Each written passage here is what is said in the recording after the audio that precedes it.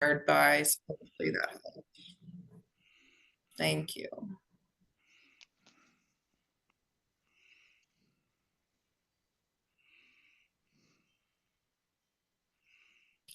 Yeah, so I guess not a disclaimer, maybe I'll just call it an introduction that I'm a novice on this topic. And so I'm welcoming all perspectives and, really open to receiving resources. So that's kind of my hope and expectation for the day. I mean, my hope is that this is energizing for people and it can spark some good discussion. So, so are you interested in shifting your own worldview? Very much so, yeah. So you're already advanced, I would say. Okay. Great. Okay. Well, I guess I'm wondering if I should start with maybe just some brief definitions or introduction to worldview, so we're all on the same page. I want to assume that maybe we're all familiar with kinship worldview, kind of as in contrast to like a human dominator worldview, right? Of man above nature versus man with nature. And so that's kind of the starting point here. Yes, and this is the book where I get a lot of my inspiration from and has really brought this vocabulary, these concepts to the forefront of my mind. And really loved the summit last week, the next 10 years of Regenesis Institute, seeing a strong theme of what they titled binocular regenerative development with the indigenous lens in there. So let's go ahead and jump in. I guess I'll just give another brief intro to who I am. My name is Allison Laura. I'm based in Sarasota County, Florida. I've pretty much lived and worked my whole life in the Southeast region of the United States. And so I have a deep passion for this part of the country.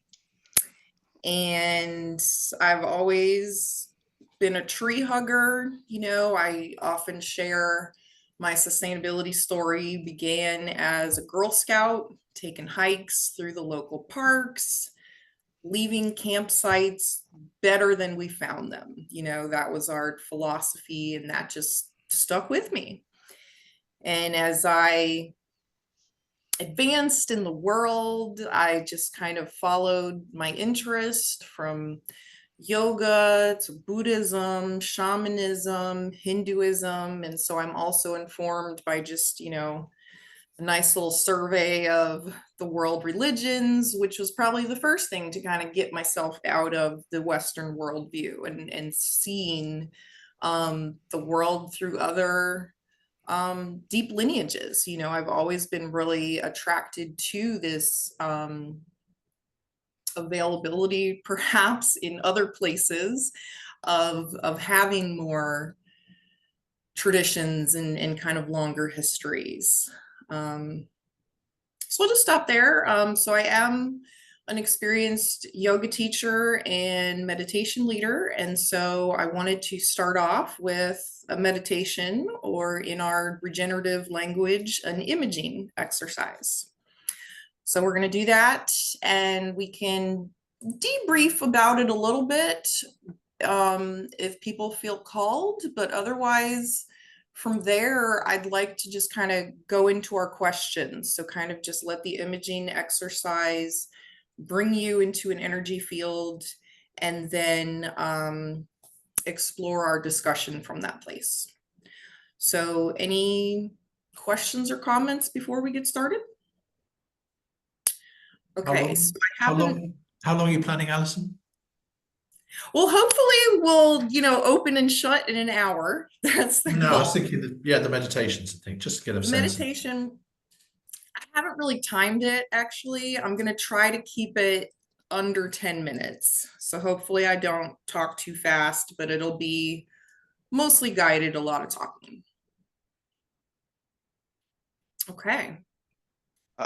Allison, I just wanted to ask, at some point, if you could talk a little more specific about the project that you referenced in the email that you sent out about Okay. it's kind of like a story trail, and I'd be interested in a little more detail about that, and maybe the organizations you're affiliated with that are interested in that. That would create a context for me that maybe I can be more specific. I will keep that in mind. Thank you for the suggestion. All right, so we will begin. I think I put this in the email, but I'll just reshare it. This meditation has two parts. So first, we are going to establish some characters. And I want you to use this in the frame of mind of your region, your place. Think of, where you're at right now.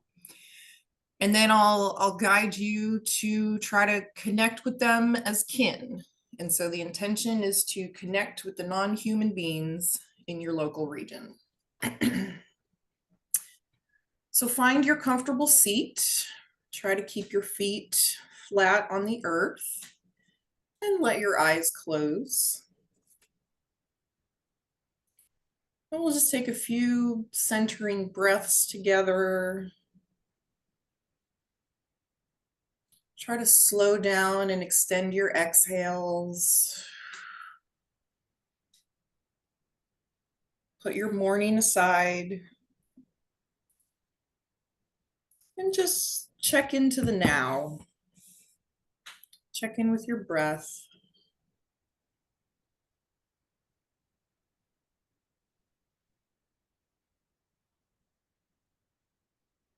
And first, put yourself in a natural landscape not far from where you're sitting now. Somewhere where you can start to visualize the things around you.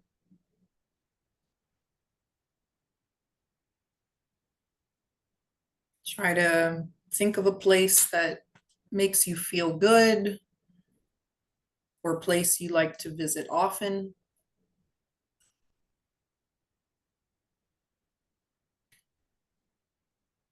And now identify the most common type of tree in the area, or a tree that you feel particularly drawn to. And start to observe its characteristics. How big is it? Does it have a shape?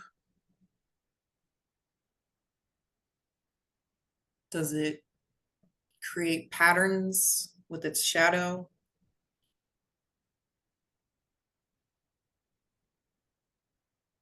And then see if anything rises to the surface when you ask the question, does this tree species or this particular tree have a more dominant masculine or feminine energy?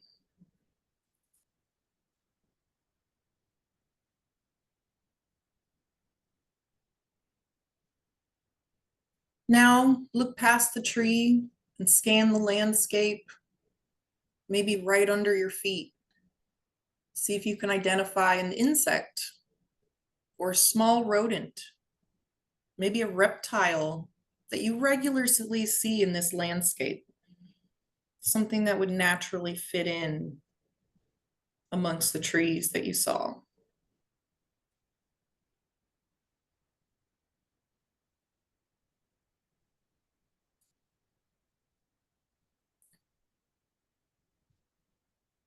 And then try to look at the characteristics of this animal.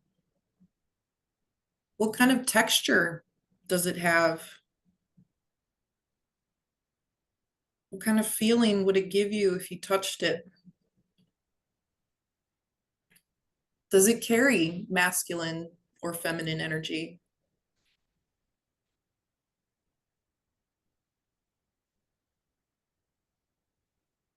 And take a moment to just observe this animal in its natural habitat.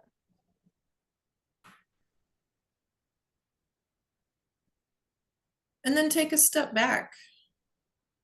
Imagine it's spring or summer. What kind of flowers are abundant? Do they have a fragrance?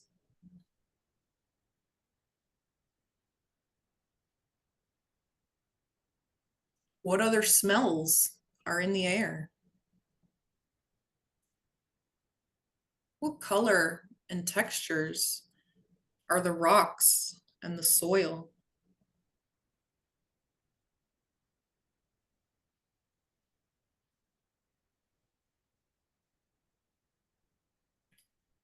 Take one last breath to sink into the details of this landscape.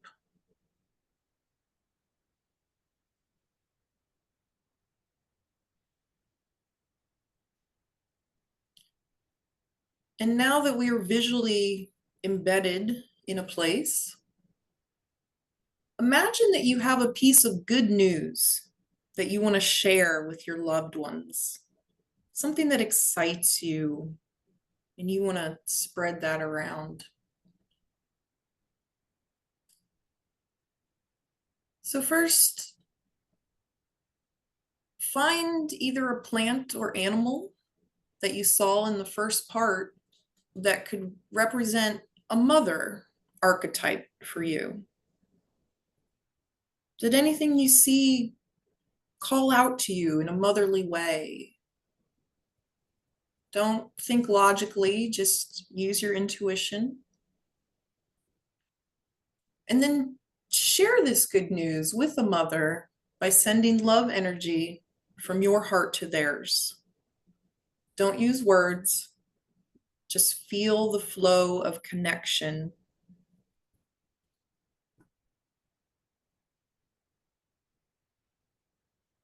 Now call to mind a plant or animal that you saw in the first part that represents a father figure.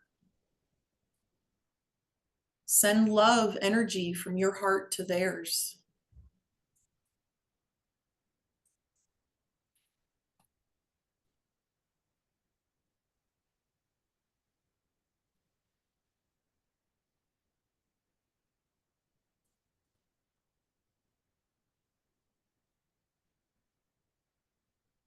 Now, ask the being with the grandmother energy to come forth.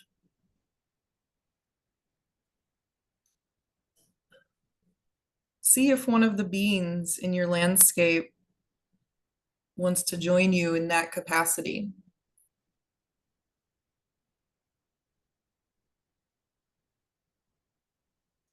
Is it who you expected?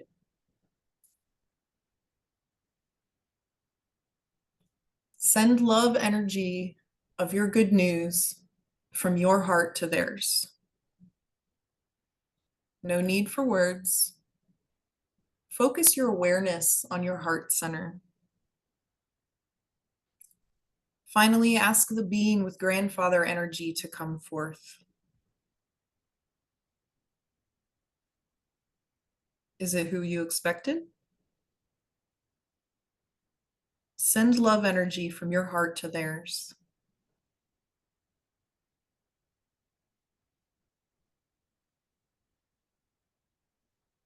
It's time to return.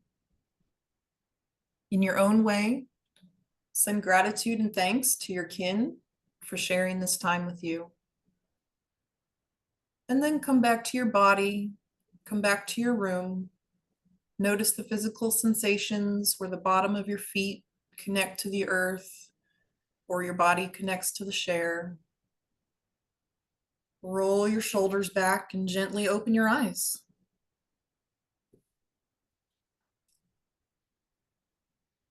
So I had a couple reflection questions from that as you're coming back. Maybe take a moment to reflect on how easy or hard that exercise was for you. Have you done stuff like that before, or was that new? And I like this question, like what felt obvious and what surprised you? I'll take myself through similar exercises like this, and sometimes it follows what I thought was going to happen, and sometimes surprises are delightful. And then were you able to learn anything new about the landscape of non-human beings? If anybody feels a strong urge to respond to those, we can respond to those just in brief. We're already 20 minutes into our session. Otherwise, I do have 3 other regenerative questions to look at.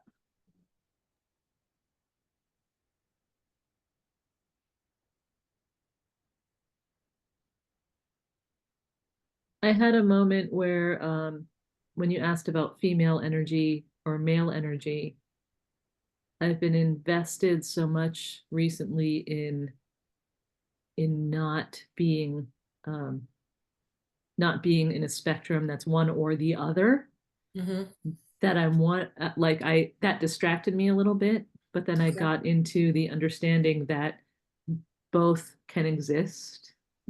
And then how does that change the relationship to the meditation? Thank you. Yeah, I tried to phrase it in the way of a dominant energy because I believe I have masculine and feminine energy inside of me, and a lot of beings do, but often there will be a dominant expression that may change day to day. Yeah. Interesting. I was the same. Okay. I was thinking of an oak tree, and it was a big oak. It was like the mother tree in the wood, but it also had a very masculine energy feeling to it, the strength and power. So yeah, looks like Craig did too. Yeah. Yeah, the gender thing was interesting. And then the other thing I noticed on top of that was you were making reference to these other beings as it's, right? And so, yeah, it was just the tension between the gendering and the it pronoun, right? Kind of objectifying and right. Yeah, I don't know if you know, Robin Walt Kimmerer has that thing where she suggests we use key instead of it, key and kin for the plural. But that was like in between all the gendering thing too for me. Interesting. I haven't heard of key and kin. You just Robin Walt Kimmerer, if you just Google key, she wrote an article a number of years ago about it. Okay. Well, great feedback. This is the first time I've tried that script with anyone. Good. That sounds great. That you right are trying it new, right? Not just so perfect. Cool. Cool. Very cool. And so there was I guess we can move into the bigger questions now. There was a request about, my project and any orgs. I guess my project right now is starting an eco tour company with an intention for mindful nature experiences. And I'm trying to find ways to highlight this concept of kinship with the natural environment and formulate exercises kind of maybe like we just did to help open up people's minds to a different worldview, and that there might be ways to connect with non-human beings in ways to relate to them as kin.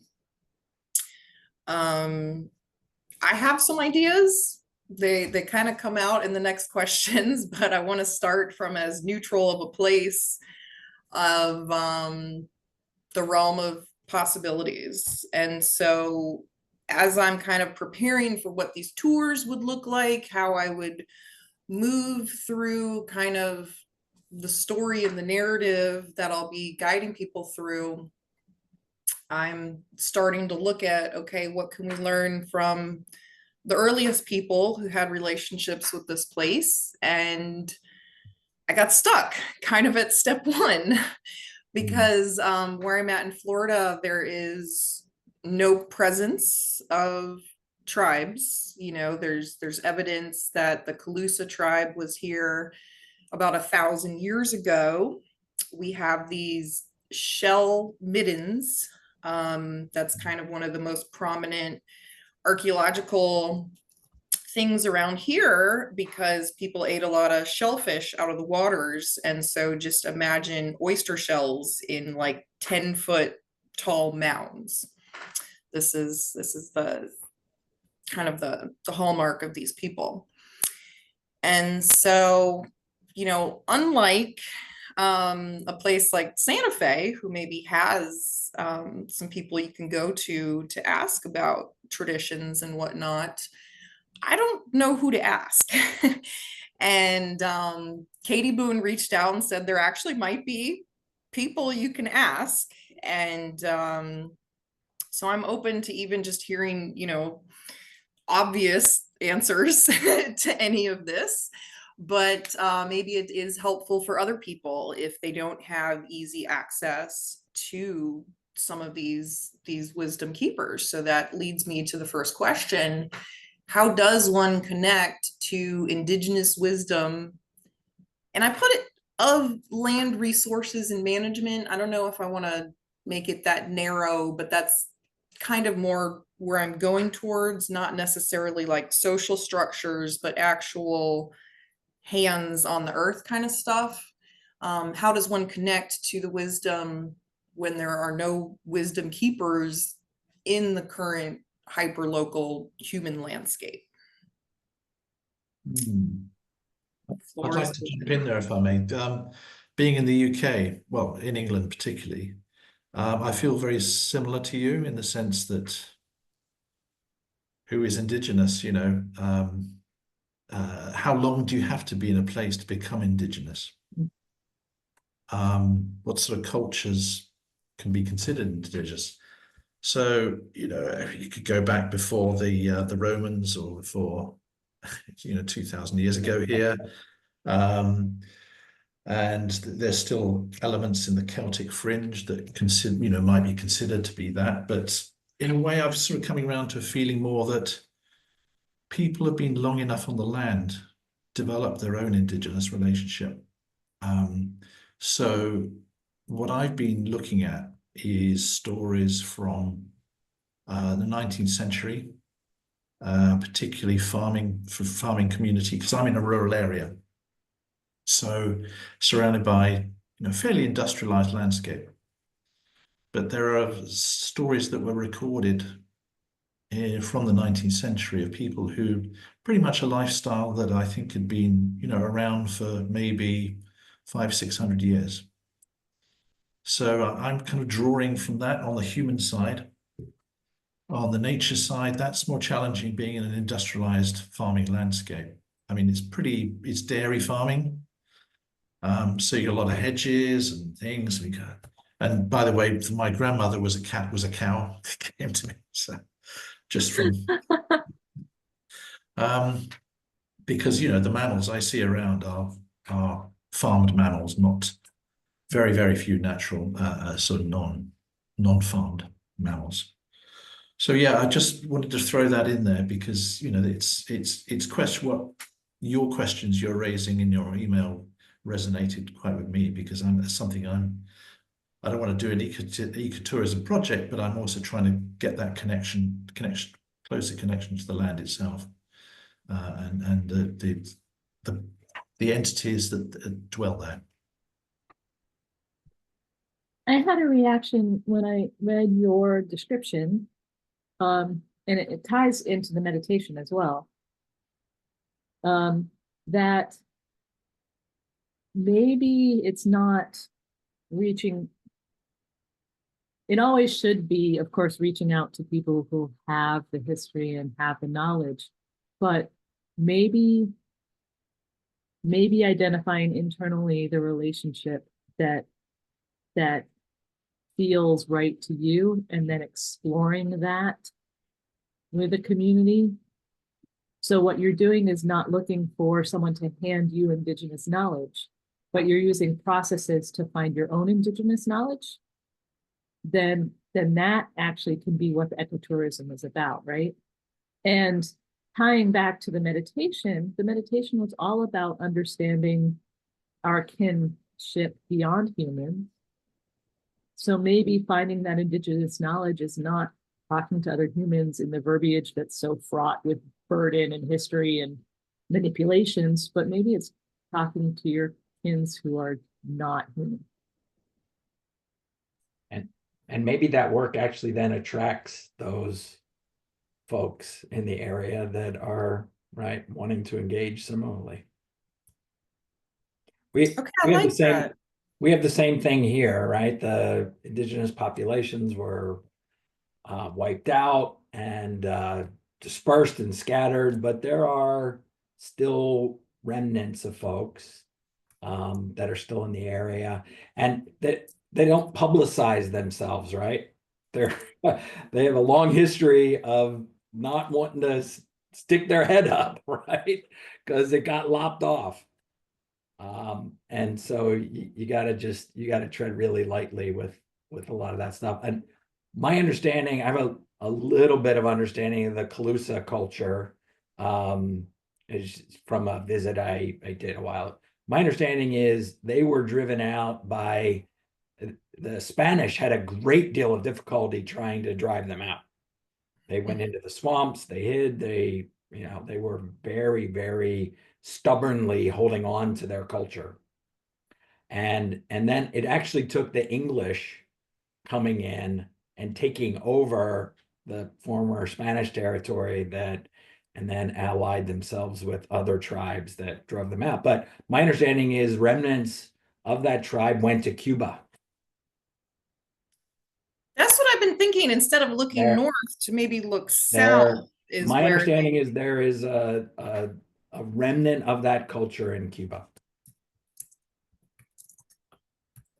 very interesting. Thank you for that. And Miguel, I see your hand, but I just want to go back to Jody real quick. You said using or trying processes to find indigenous knowledge. Can you expand on that any? Like, is there a process that you were alluding to? Actually, not one that I know that is established, but I'm certain there are some processes out there. But personally, I was thinking of even using the structure of the meditation you had and having that recognition of energies and of presence of kinship start to be the information. And then related to what Tony brought up about being in an industrialized society where the mammals are farmed, right? There's still a knowledge base in those farmed animals that when you pay attention, you can recognize what's supporting them and what's not supporting them. So maybe looking beyond the human aspect for thriving or suffering can start to inform the place. Those are just my initial thoughts. I'll offer a quick self-serving, sort of self-serving. I don't know if you can see that or it's too much. Oh, there we go. I totally forgot about that. That's awesome. So my partner wrote this book last year. So she connects in with plants and actually connects in with nature in both direct and indirect ways. And she does the same thing with land, not just plant beings. Thank you for the book resources. And we're naturally leading into the next question, but Miguel, why don't you share what's on your mind? Well, first of all, thank you.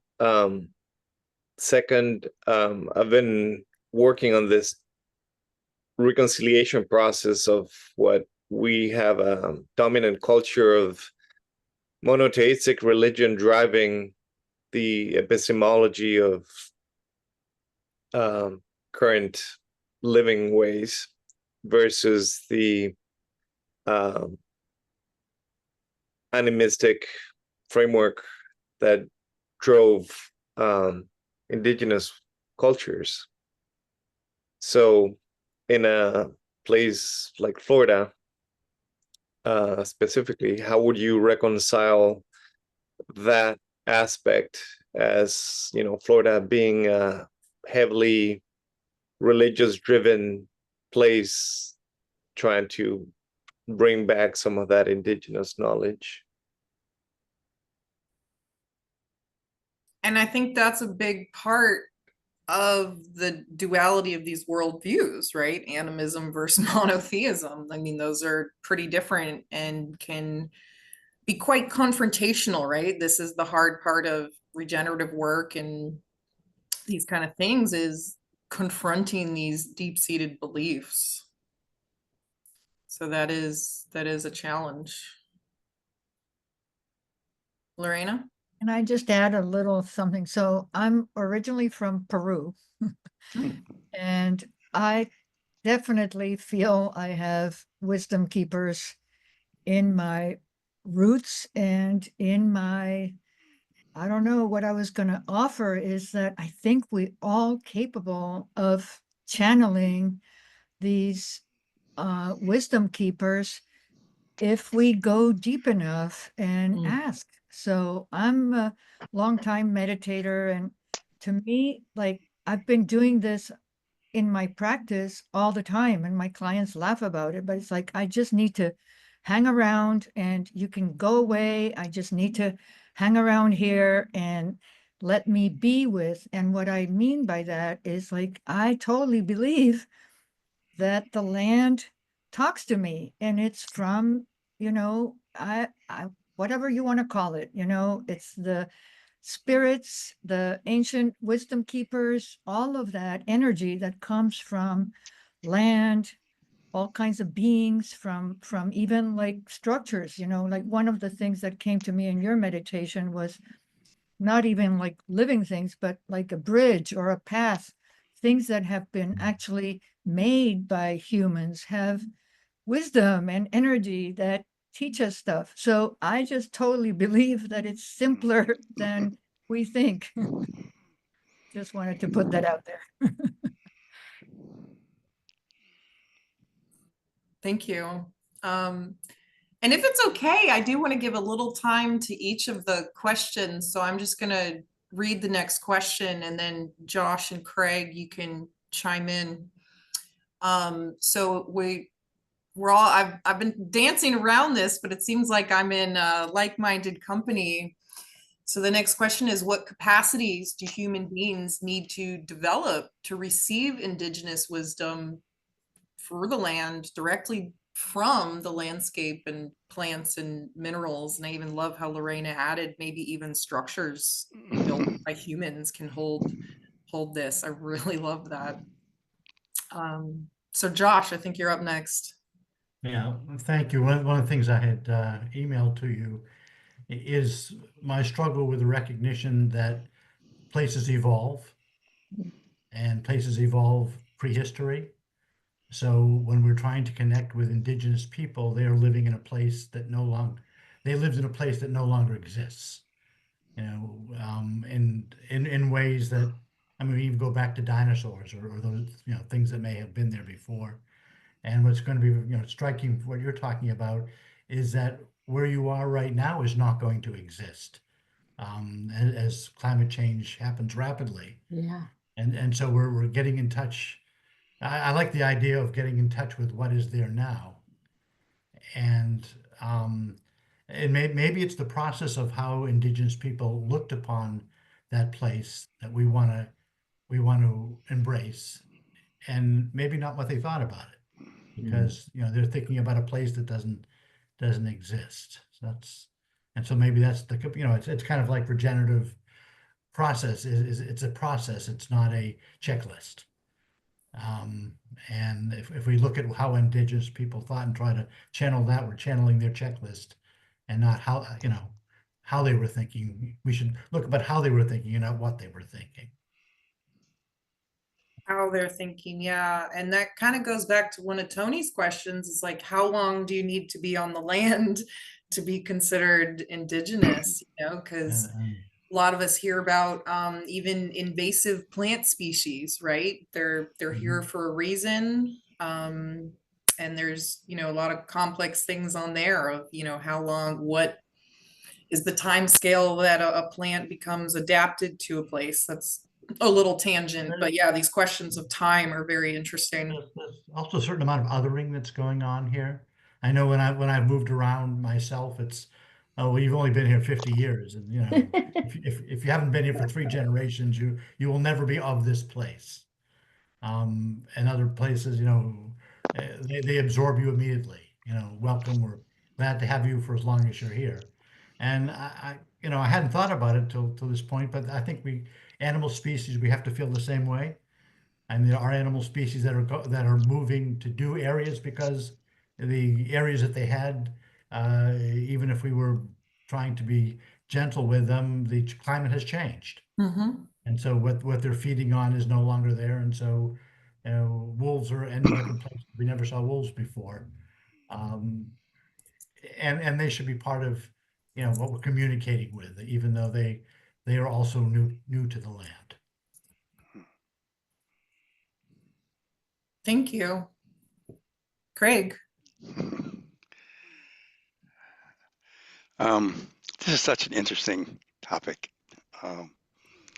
And Lorena, I'm definitely a kindred spirit of yours in this. I've had the good fortune of living in indigenous communities. I began my career doing anthropology films and lived in an unexplored area of the Amazon.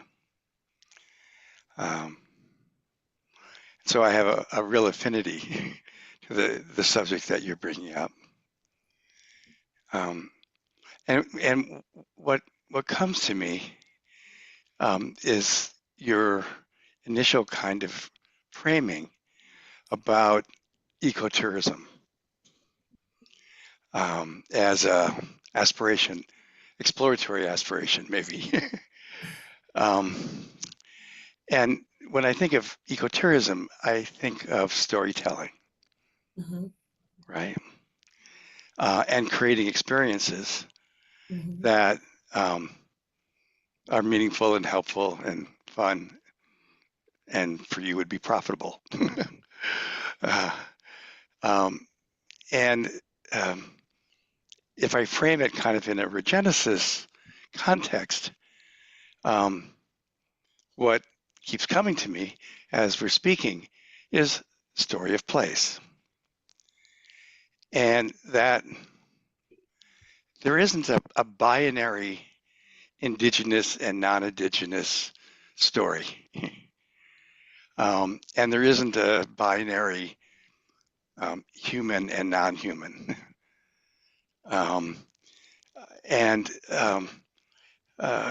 I think what's really compelling is not the differences, but where the differences meet, like in the ecotone, right?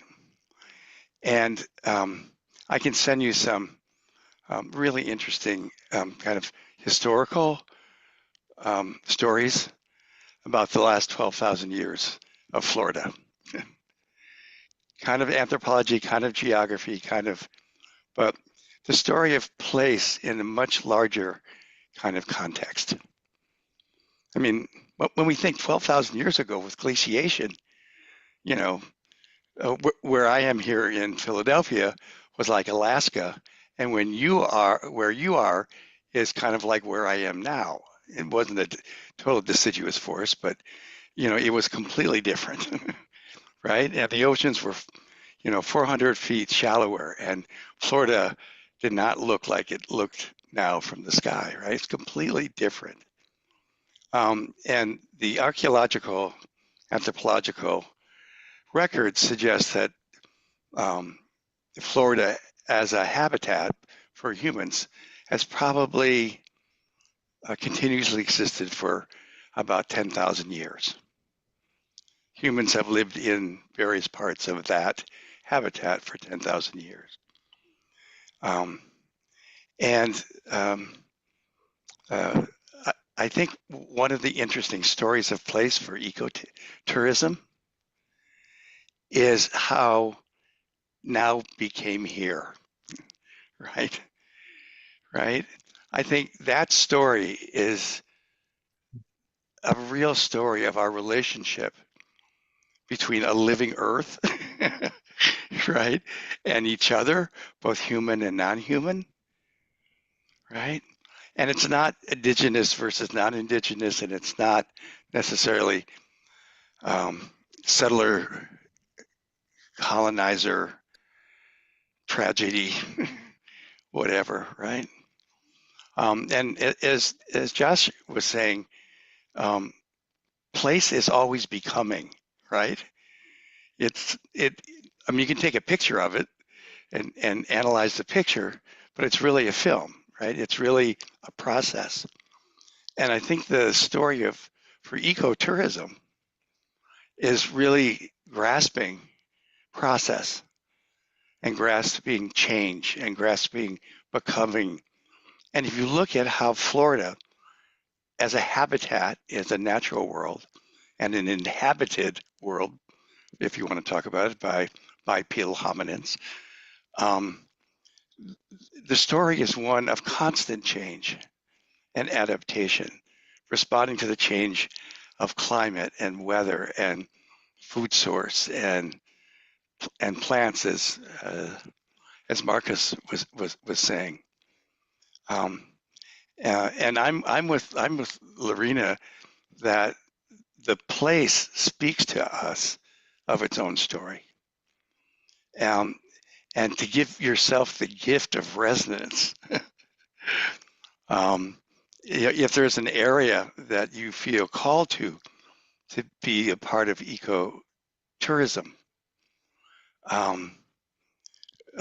finding a still place to listen, you'll be really surprised at what comes to you. And if this really wants to come into the world, this ecotourism aspiration, right? You don't have to do it all, because the world will want this to come into the world, and you'll be called to do it, and you'll be told kind of where to go, and the people who should show up to help you do it will show up. I mean, that's how manifestation can happen around this, I think.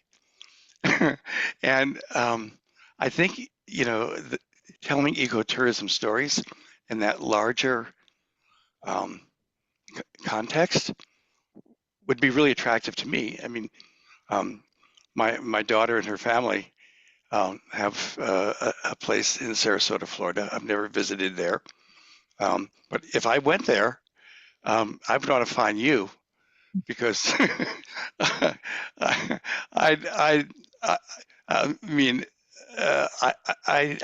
I'd want to enter the story of that place, and I would want to bring my daughter and my grandchildren to hear that story. And I think the indigenous component is important, but it's only one piece of this larger, I think, ecotourism story of place. I mean, I wish you all the luck in it, because it's something that if I was there, I'd find you. I'd look it up. I'd pay for it. I always get nervous when I hear the word tourism related to the environment and ecology, because it feels like it's observational or transactional versus experiential. Mhm. I don't know if that was a random thought that just blurted out of me, but I almost feel like part of what you might be working toward that would reveal the stories and start to bring that knowledge of place could be experiential in the way that the meditation at the start of this was working toward. Definitely. And I resisted tourism for a long time because it did feel quite superficial. Um, but I'm kind of using it in that sense of like meeting people where they're at. Like people are drawn to this place for a lot of different reasons.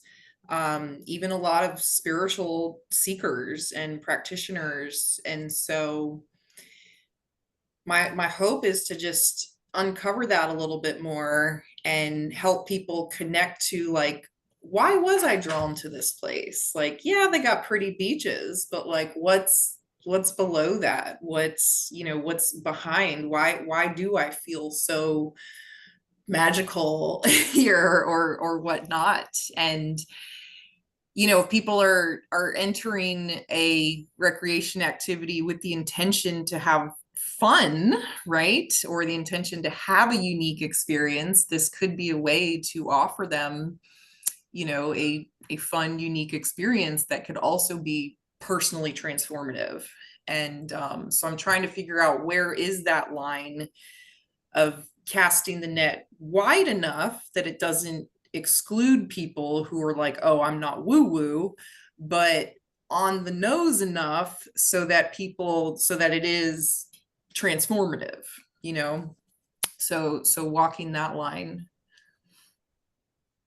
I just wanted to offer one last thing. I wonder if just taking the cue from this book that Marcus shared from his colleague, it's if we move away from the mind and try to categorize so much and open to the heart, like maybe heart-based ecotourism, I don't care, but it's like something that comes from a different place is gonna more easily give us access to this divine knowledge that is really available to all of us if we just know how to open. That's my last little thing. Yeah, I agree. You don't connect with these beings through your mind. It's through your heart. Yeah, I like what you said earlier, Lorena, that we all have the capability, and you know, just most of us don't ever practice to build that you know, skill. And so that's also one of my intentions, is to introduce people to some of these skills, and maybe they figure out, oh, they like this, like, oh, it's cool, maybe I can talk to the trees in my backyard, and I'll start practicing it. I would suggest that we are all born with this ability, Yeah. and we are culturally conditioned out of that ability. And so that's, you know, kind of the big question, is how do we bring people back into that in a non-scary way? Right. It's really a tapping back in, right? As opposed to, something you have to learn. I believe it's innate in all of us. That's one of the premises of Jen's book, that it is innate in all of us. So one of the ways that I've heard this described a lot is it's about relationships, right? So what constitutes a good relationship that you would have with a human being, right? It's got to be good communication. You've got to spend quality time. You got it, right? It's all the stuff that makes up a good relationship with another person. It's no different with a tree or the land or, any other than human being, right? It's Like it deep. takes time to be in relationship. And there's ritual and ceremony, and there's all this stuff that's a part of maintaining relationships, fostering, engaging, evolving of relationships, right? All that. And it sounds to me like really this is not so much about tourism, but more about sort of exploring yourself. So maybe it's just where you're doing it is a sort of vehicle for actually that inner exploration. Yeah. I mean, your meditation took me right there in my backyard. Mhm. And I already have relationships with a whole bunch of the beings here, right? So it was that like checking in with those beings, that part was easy, right? And then, you know, I got spinning a little on the gender like a number of other folks, but yeah, the connecting, because I already have a relationship, right? I Mhm. check in and there's little rituals we do every year, right? It's Yeah. Well, And you I brought just that the up. one thing that from what Marcus just said, Allison, just as a thing to ponder. If, because so many of us reacted to this gender thing, Mm. if you've brought the qualities in without the word of the gender. So to me, that would probably feel more, because sometimes it's, you know, strength or like, you know, nurturing or whatever, those right. qualities from those beings instead of using it. I think it would have helped me. So just offering. I like that. Yeah, I just want to add to that from Lorena. When you use the term non-human beings to reference the natural world, it reminded me of what Marcus's comment is Yeah. about. Your mic's not Yeah, you're Not very work- quiet. Oh, Craig. I'm sorry. that helps. I just had a cup of coffee. So, that the the term used was non-human beings, right? And that feels like it separates us from the natural world. We're in the more than human beings, maybe, but I think Lorena and Marcus and several of us were encouraging kind of inclusivity, whether it's gender or or our relationship to the natural world. It is about reimagining our connections with each other now and those that reference the past, which seems why you're wanting to reach out to indigenous wisdom, because that past can help, you know, maybe guide our future. And I'm just wondering, in your world, are there other people that you can have regular contact with, maybe not over Zoom, but like one-on-one, that would be other human kindred spirits that could participate with you in this exploration of both self and you know, possibly some project. Yeah, thank you, Craig. I do have like a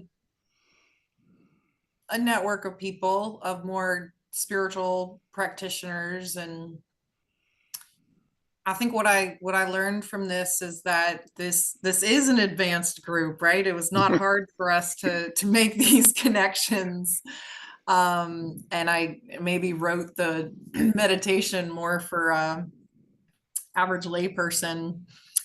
But yeah, I was really inspired by that next 10 years summit, and it gave me a lot of questions that can probably be answered in like the Storying of Place course, which I probably need to take next.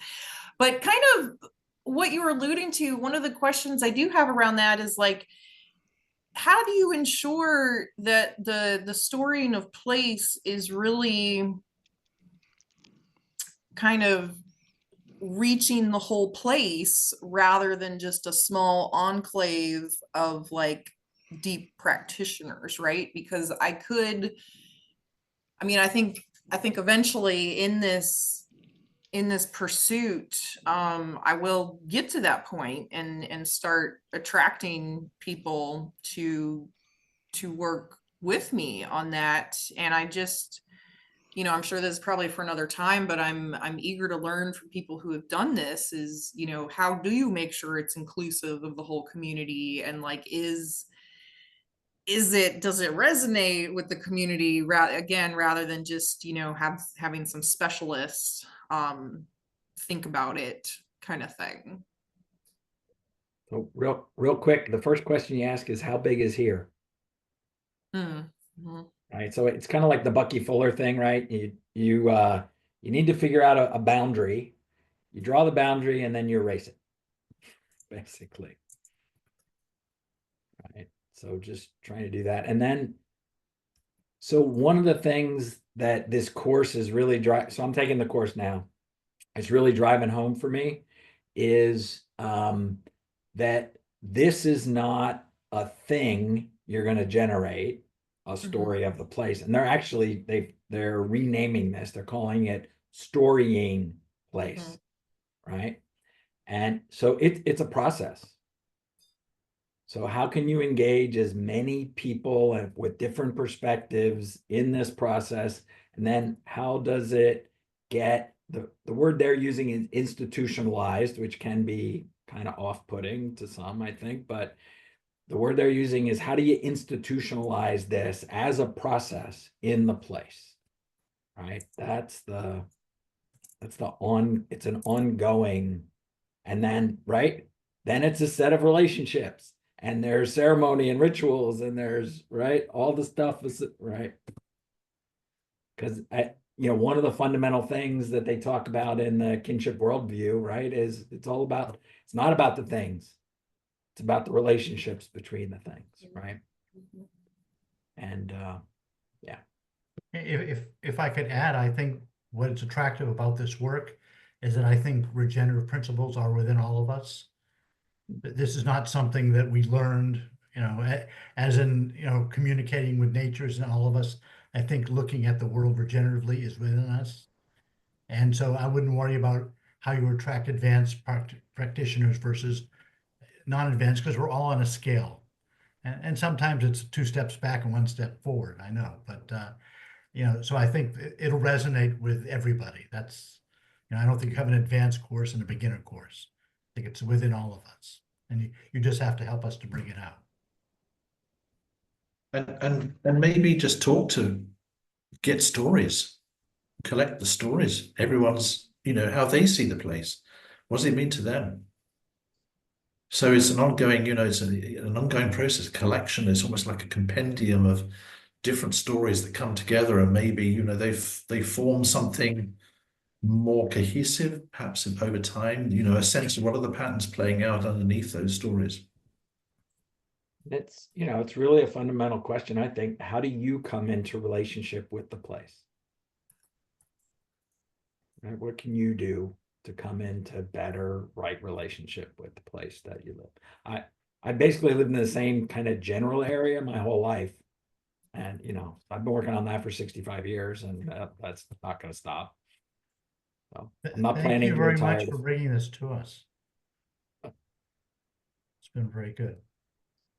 You're welcome. And thank you all. I think we should close here. It's 1 o'clock and I'll just share my takeaways that this has helped build my confidence to keep talking about this courageously and, because it can shake people up.